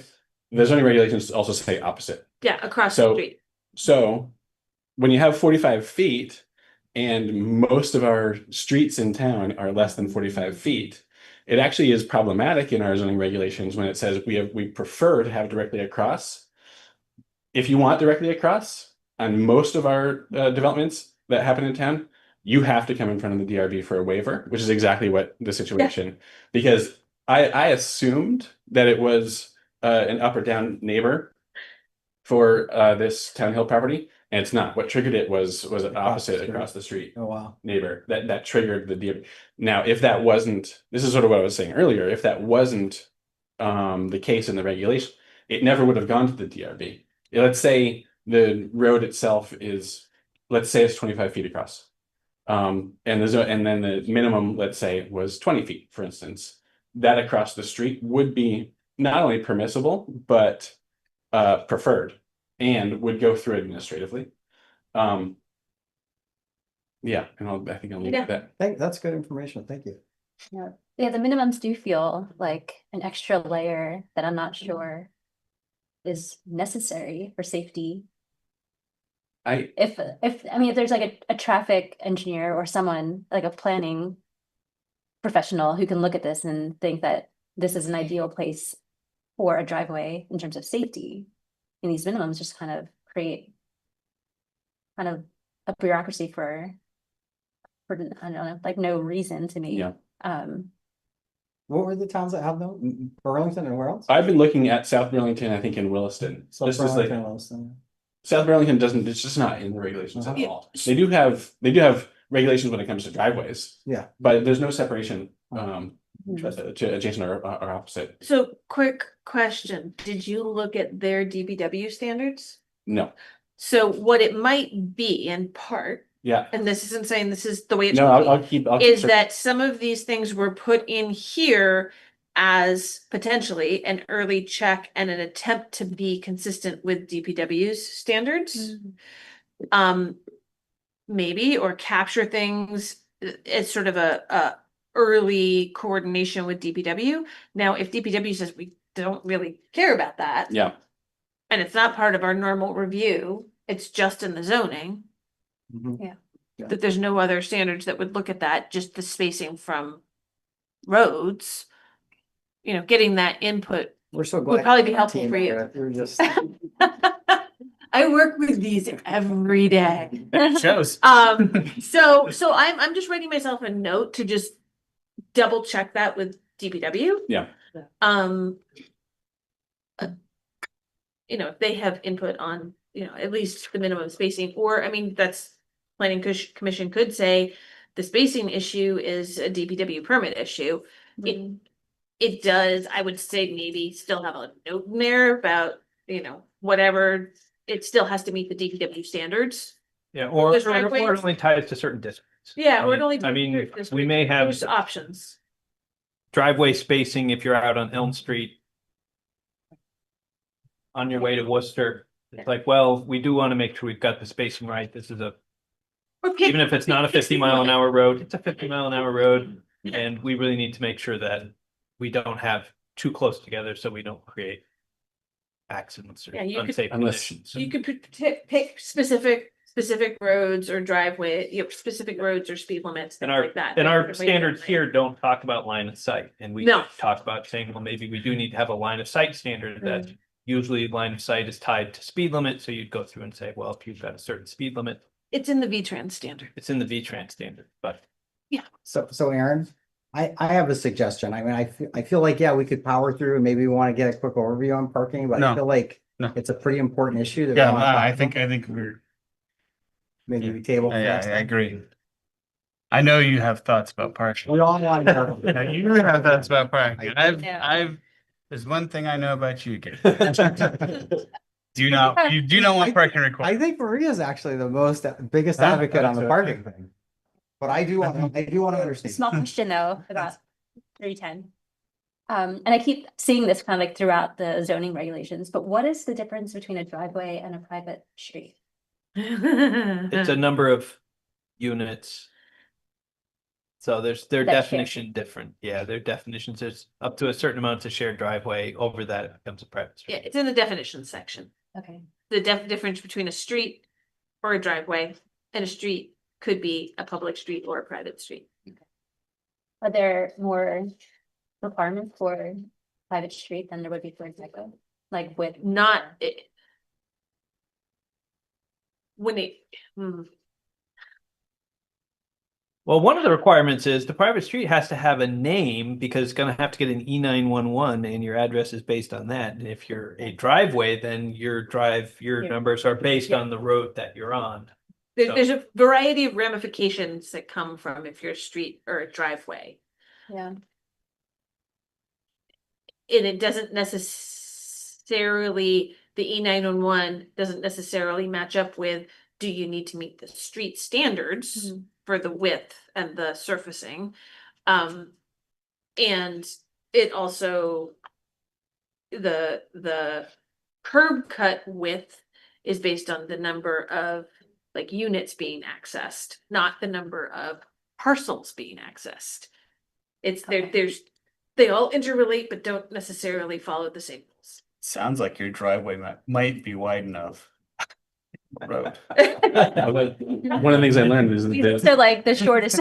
And street standards are talked about in subdivision. So Yeah. this section Okay, here good. is not Okay, talking yeah. about streets. It's just talking about We access. all want named streets is what this is all. Yeah. No, and no. the named streets, City council. the named streets have to be approved by city council. Oh, they do? Yeah, Oh, if you wow. have, It's- the it's state something I've- David Street has to be. I've approved by seen city happen. council. Oh, wow. I've had to do 2 of them this year Wow. for the first time. This is pretty good. All right. Okay, everybody. This has been really productive. Unless there's any, are we good? Good. Are we good? Looking for a motion to adjourn. Full motion. I will second that motion. Great. Those in favor? Hi. Any nays? Thanks, we're adjourned.